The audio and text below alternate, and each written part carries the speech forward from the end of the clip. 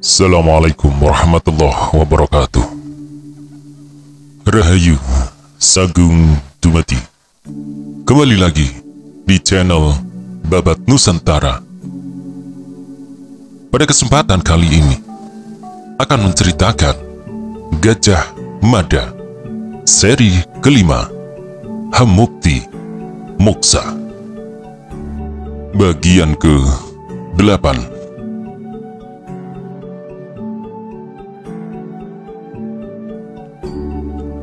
Mohon petunjuk apa yang harus kami lakukan, Kanuruhan, ucap Kebu Mudra. Juga mohon kami diberi penjelasan bagaimana hasil kesepakatan Kanuruhan dengan Tuan Pasanggun Gagak Bongol. Jika kita harus sabar untuk menunggu, sabar menanti apa? Kanuruhan Gajah Enggon memandang wajah Kebu Mudra dengan tajam. Kalimat yang disampaikan Senopati Kebu Mudra itu memang terdengar lunak di telinga. Akan tetapi sebagaimana kehadiran Senopati Dyah Birawa, keberadaan Kebu Mudra mau tidak mau juga menyebabkan dua alis Gajah Enggon mencuat bergantian. Namun lagi-lagi Gajah Enggon mampu menyembunyikan bahasa wajahnya. Aku telah menyampaikan keinginan kalian semua kepada Pasanggun Gagak Bongol. Kuharap Pasanggun Gagak Bongol bisa menyampaikan kepada Mahapati Gajah Mada agar mau mempertanggungjawabkan perbuatannya. Kita harus mencegah supaya perang jangan sampai terjadi. Perang hanya akan merugikan kita semua. Kita akan saling bunuh dengan saudara kita sendiri. Petunjuk yang akan aku berikan ini tolong salurkan sampai ke hulu. Semua aku perintahkan untuk menahan diri. Jangan ada yang mengambil tindakan sendiri-sendiri. Langkah kita sepenuhnya tergantung pada sikap pihak kepatihan. Senopati Kebu Mudra memandang Kanuruhan Gajah Enggon dengan pandangan mata datar-datar saja. Namun sebenarnya ia menyembunyikan wajah lain seperti lembaran klobot jagung. Jika dikelupas masih menyembunyikan klobot dan klobot yang lain. Senopati Kebu Mudra tersenyum. Namun tanpa sepengetahuan Kanuruhan Gajah Enggon, ia memberikan kedipan mata kepada Senopati Dyah Birawa. Kedipan mata itu diterima dengan jelas oleh Senopati Dyah Birawa. Senopati Dyah Birawa membalasnya dengan senyum sinis. Kanuruhan Gajah Enggon mengambil sangkakala dari tangan seseorang prajurit, lalu meniupnya. Tiupan sangkakala yang melengking itu menjadi sebuah perintah yang amat jelas dan tegas. Melalui tiupan sangkakala itu, Gajah Enggon meminta kepada siapapun untuk menahan diri. Gajah Enggon yang telah selesai meniup sangkakala menoleh mencari-cari. Kanuruhan Gajah Enggon merasa cemas karena hanya dalam waktu yang pendek saja Senopati Dyah Birawa tak tampak lagi batang hidungnya. Sebenarnya Senopati Dyah Birawa telah menyelinap untuk menemui seseorang. Yang ditemuinya sebenarnya seorang prajurit. Namun ia berdandan layaknya orang biasa, sehingga tak banyak orang yang mengenalinya sebagai prajurit. Bagaimana? Tanya prajurit yang menyamar sebagai penduduk biasa itu. Siapkan sebagian pasukanmu untuk melingkar, serang istana kepatihan dari arah timur. Aku akan membuat kekacauan dari sini, jawab Dyah Birawa. Prajurit dengan penampilan seperti kawulo itu membalas jabat tangan yang diberikan Dyah Birawa dengan amat kuat. Keadaan memang sedang tak menentu dan bisa bergerak kemana saja. Penumpukan orang dalam jumlah sangat besar di tempat yang sempit dengan udara yang terasa gerah memang bisa merangsang kemarahan dan nafsu, memberangus serta membelenggu kendali kesabaran. Kondisi demikian dengan mudah bisa melahirkan tindakan tidak terkendali, menjadi penyebab penjarahan dan segala macam tindakan kejahatan lainnya. Para pelaku merasa memiliki alasan yang kuat untuk melakukan itu. Kali ini alasan itu adalah membela Prabu Hayamuruk, yang mimpinya mengambil Dyah Pitaloka Citra resmi menjadi permaisurinya telah dipangkas dengan keji oleh Mahapati Gajah Mada. Sebagaimana Kanuruhan Gajah Enggon yang dicecar berbagai pertanyaan oleh orang-orang yang siap melakukan penyerbuan, Pasanggun Gagak Bongol pun menghadapi situasi serupa. Para prajurit yang membuat pagar betis untuk mengamankan istana kepatihan menghujani Pasanggun Gagak Bongol dengan berbagai pertanyaan. Bagaimana Pasangguhan? Pertanyaan itu datang dari seorang prajurit yang tidak bisa menyembunyikan rasa cemasnya. Pasangguhan Gagak Bongol mengisi paru-parunya sampai penuh melalui tarikan nafas yang amat panjang. Pasangguhan Gagak Bongol melambaikan tangan sebagai isyarat agar yang lain juga datang mendekat. Yang kita hadapi adalah para prajurit gabungan dari berbagai kesatuan. Mereka adalah saudara kita. Mereka adalah prajurit Majapahit yang menuntut agar Mahamantri Mukya mempertanggungjawabkan tindakannya. Mereka ingin menangkap Mahamantri Mukya Gajah Mada. Kalau Mahapati Gajah Mada mau mempertanggungjawabkan apa yang terjadi, mereka ini bisa dicegah. Gagak Bongol berteriak agar suaranya terdengar jelas dari ujung ke ujung. Keterangan yang diberikan Pasangguhan Gagak Bongol itu dengan segera menyita semua perhatian. Di antara para prajurit yang menyimak, ada yang saling pandang, ada yang saling mengamit, dan ada yang saling injak kaki. Akan tetapi ada pula prajurit yang mulutnya terbuka berlebihan. Barulah orang itu bergegas menutup mulutnya ketika prajurit di sebelahnya menunjuk bibirnya.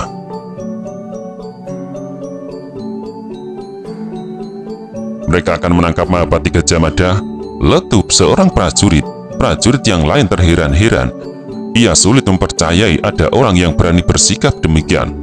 Berani-beraninya mereka bersikap demikian. Letup orang itu, perhatian kembali terpusat kepada Pasangguhan Gagak Bongol. Mungkin terasa aneh, jawab Pasangguhan Gagak Bongol. Nyatanya mereka berani melakukan. Pertanyaannya adalah di mana Mahamantri Mukya? Ada yang tahu di mana Mahapati? Hanya Mahapati yang bisa menyelesaikan masalah ini. Tak seorang pun bisa menjawab pertanyaan itu. Mahamantri Mukya tidak ada, jawab seorang dari belakang. Gagak Bongol menebarkan pandangan matanya. Kalau begitu, lanjut Gagak Bongol. Yang harus kita lakukan adalah mengalah. Yang kita hadapi adalah pihak yang sedang sangat marah. Kita yang masih bisa berpikir waras, kita mengalah.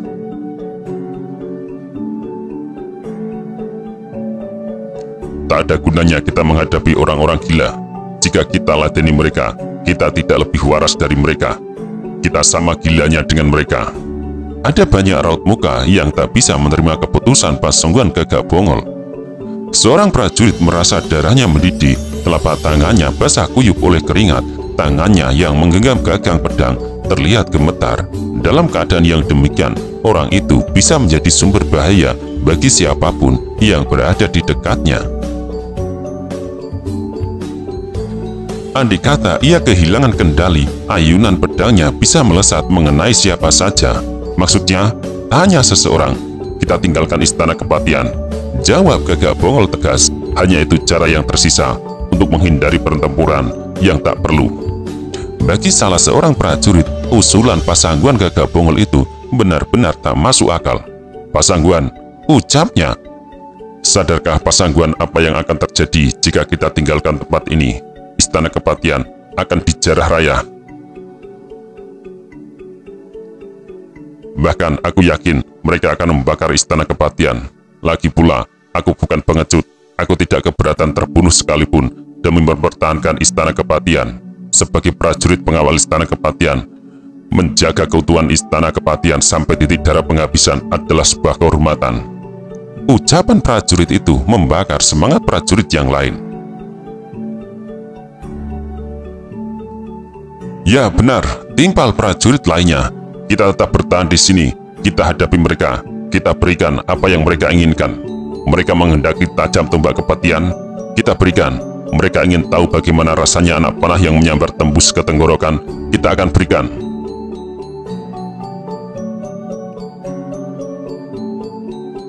Melihat perkembangan yang bisa mengarah ke keadaan yang terkendali itu, Gagak Bongol yang cemas segera mengangkat tangannya. Dengar kalian semua, teriak Pasangguhan Gagak Bongol. Yang kalian hadapi adalah saudara kalian sendiri. Bisa jadi di antara mereka yang menyerbu adalah adik, kakak, ayah, paman, bahkan saudara sepupu kalian. Perkelahian ini berlebihan. Perkelahian ini akan sama besarnya dengan sebuah perang yang akan menyita banyak nyawa. Kita masih memiliki kesempatan untuk menghindarinya. Ini bukan semata-mata harga diri dan kehormatan yang dijarah. ini adalah bagaimana kita yang mampu berpikir waras menghadapi kelompok lain yang tidak waras. Perintahku, kita mundur. Segera kita tinggalkan tempat ini.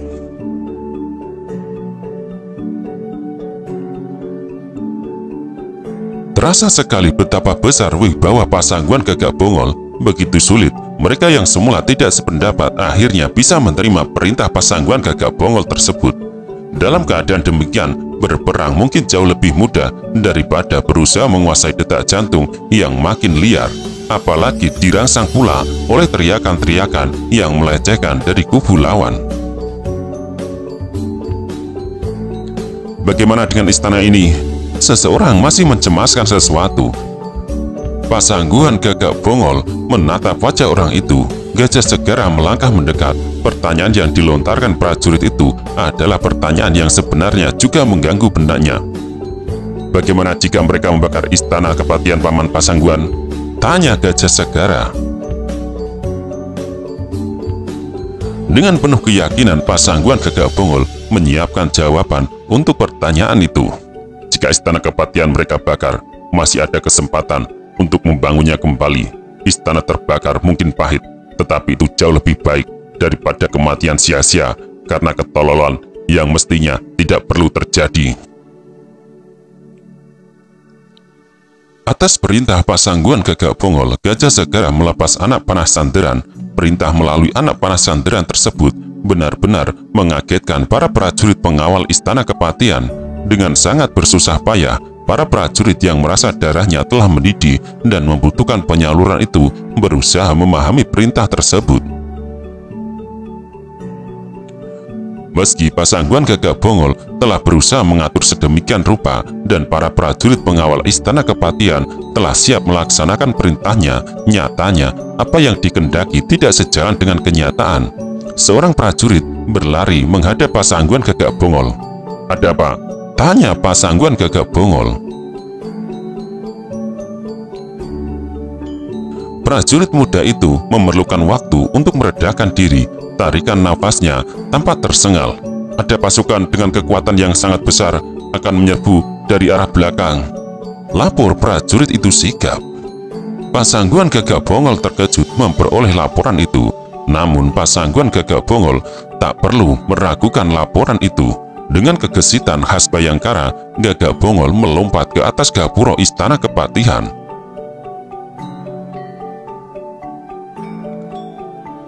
Dari tempatnya, ia bisa melihat pergerakan pasukan dalam jumlah banyak. Pasukan yang datang bergelombang itu, rupanya mereka tak perlu menyembunyikan jati diri mereka.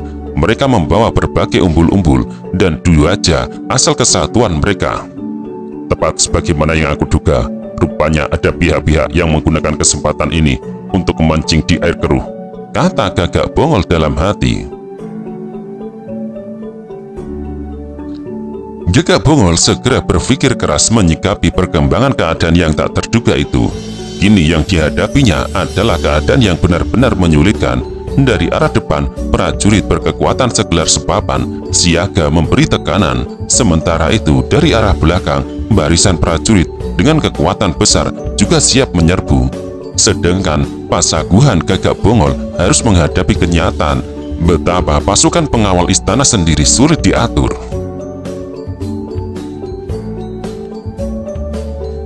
Pasukan pengawal istana kepatihan rupanya memiliki harga diri yang sangat besar. Tindakan dan tanggapan yang mereka berikan sama besarnya dengan tekanan yang mereka terima. Pasangguan Gagak Bongol melompat turun dari atas gapura. "Gajah Segara," panggil Pasangguan Gagak Bongol. "Ya, Paman," jawab Gajah Segara tangkas. Pasangguan Gagak Bongol melambaikan tangan kepada seorang prajurit yang memegang sebuah sangkakala. Dimintanya sangkakala itu lalu diserahkan kepada Gajah Segara.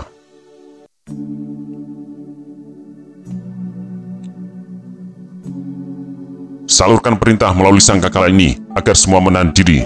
Lakukan itu sampai keadaan benar-benar tidak teratasi," kata Gagak Bongol. Gajah Segara yang menerima sangkakala itu merasa menghadapi tugas yang amat berat. "Paman akan kemana?" tanya Gajah Segara. "Aku akan menjemput pasukan yang datang dari Nglinggo itu. Aku akan berbicara dengan mereka, namun sejujurnya aku merasa tak yakin akan mampu meredam mereka." Mereka adalah pihak yang memiliki kepentingan sendiri. Kalau sampai usaha kau gagal, upaya jangan sampai terjadi benturan. Upayakan untuk menghindar. Gagak Bongol memberikan perintah. Pasangguan Gagak Bongol benar-benar tidak peduli, meski sebenarnya ia sedang bermain-main dengan bahaya. Pihak yang dihadapi Pasangguan Gagak Bongol kali ini memang memiliki latar belakang berbeda dari pasukan yang akan menyerbu dari depan. Siapapun yang memimpin mereka pasti dengan penuh kesadaran sedang memancing di air keruh atau sedang membawa kepentingan yang dengan sengaja dipaksakan. Gagak Bongol tak yakin apa ia bisa mengajak mereka berbicara. Meski demikian, Pasangguan Gagak Bongol tak mau mengalah begitu saja. Celah sekecil apapun harus dicoba. Majapahit harus diselamatkan dari benturan yang menyedihkan itu.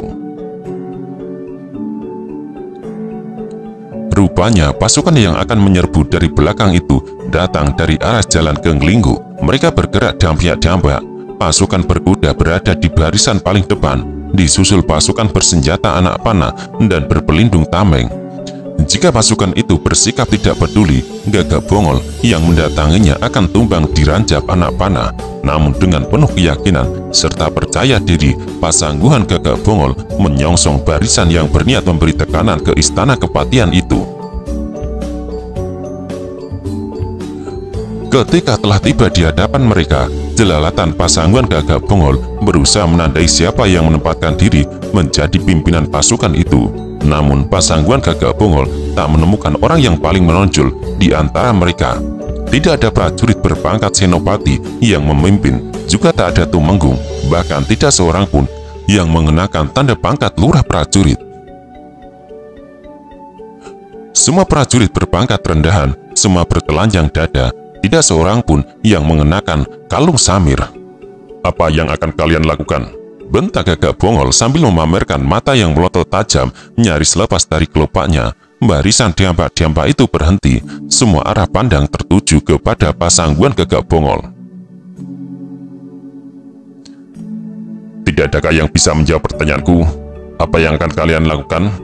Tekan Pasangguan Gagak Bongol sekali lagi.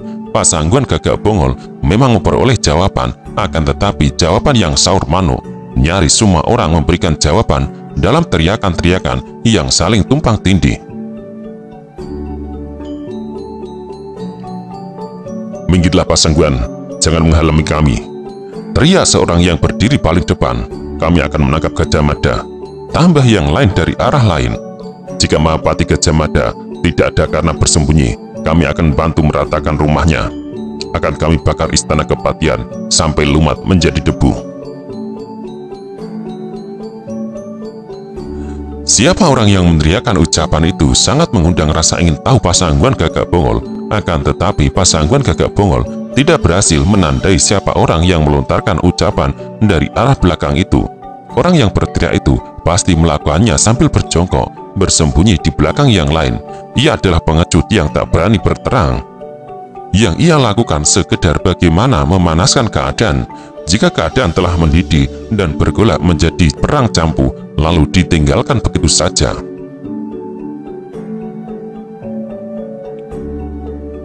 Kami akan menangkap Gajah Mada dan menyeretnya di belakang kuda. Tambah yang lain lagi, ucapan siapapun itu menyebabkan wajah Pasangguan Gagak Bongol bertambah tebal. Minggirlah Pasangguan, atau kau akan mengalami nasib paling buruk.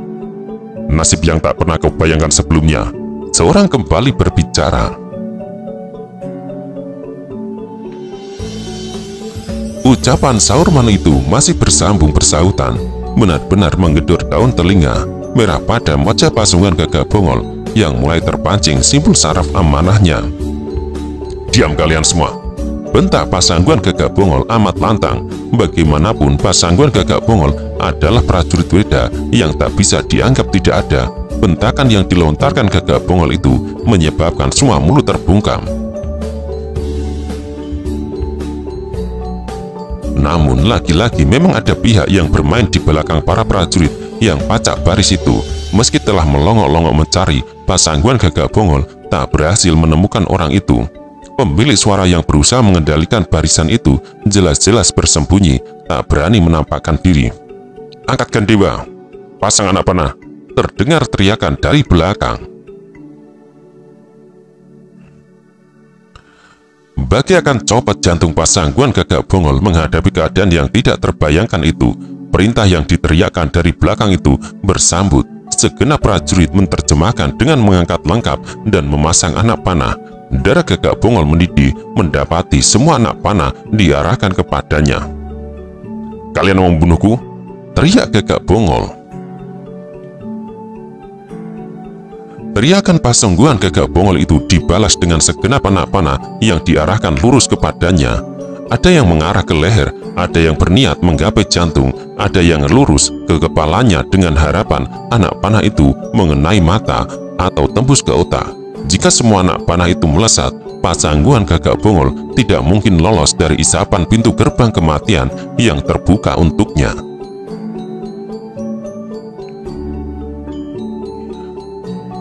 Akan tetapi Pasangguan Gagak Bongol bukan jenis orang yang mudah digertak.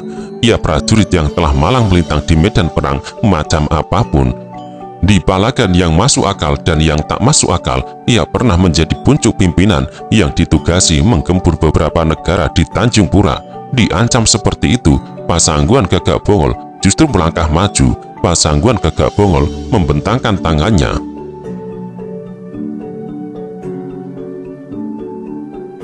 "Apa yang akan kalian lakukan?" Gagak Bongol berteriak. "Kalian semua bocah kemarin sore, kalian akan membunuhku. Ayo lakukan. Jangan ada yang merasa ragu. Lakukan saja." Pasangguan Gagak Bongol selangkah lagi maju ke depan. Sikap yang demikian sama sekali tidak terduga. Akan tetapi orang yang menempatkan diri di belakang dan dengan sembunyi-sembunyi menyalurkan perintahnya tak perlu merasa ragu untuk kembali menjatuhkan perintah. "Bunuh!" teriak orang itu. "Jangan ada yang ragu, lepaskan anak panah." Perintah itu dengan sigap akan diterjemahkan. Merasa yang memegang anak panah siap melepas Warostro dari gandiwannya. Akan tetapi pertanyaan yang dilontarkan Pasangguan Gagak Bongol menyebabkan anak panah itu tertahan. Semua terhadang oleh rasa ingin tahu apa jawabnya.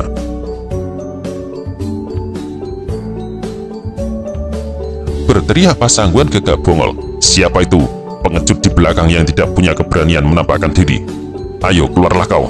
Pertanyaan itu benar-benar menyihir, apalagi Pasangguan Gagak Bongol masih memberikan tekanan. "Siapapun orang yang memberi perintah kepada kalian semua," teriak Gagak Bongol, "adalah pengecut yang tak berani berterang.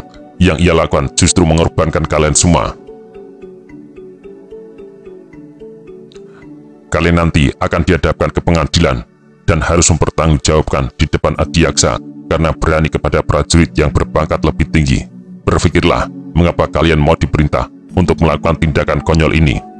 Rangkaian ucapan Pasangguan Gagak Bongol itu mengena dan menyusup ke benak mereka. Gagak Bongol merasa yakin ia bisa mengatasi keadaan. Barisan prajurit itu melangkah mundur ketika Gagak Bongol maju selangkah. Gerakan mundur prajurit yang berjejal-jejal itu menyebabkan barisan yang semula rapi menjadi kacau, bahkan sebagian terjatuh dan terinjak-injak. "Siapa pengecut di belakang itu? Jangan bertindak hina, berani mengorbankan orang lain. Majulah dan tunjukkan dengan jantan siapa kamu," teriakan Pasangguan Gagak Bongol. Serentak barisan prajurit dari berbagai kesatuan itu menoleh ke belakang. Namun apa yang diinginkan Pasangguan Gagak Bongol itu tidak mendapatkan balasan. Orang yang menyalurkan perintah dengan cara bersembunyi itu tidak berani menampakkan diri. "Kalian lihat semua," teriak Pasangguan Gagak Bongol. "Sadarkah kalian bahwa kalian sedang dipermainkan oleh seorang pengecut, lelaki pinjungan yang tak punya keberanian menampakkan diri?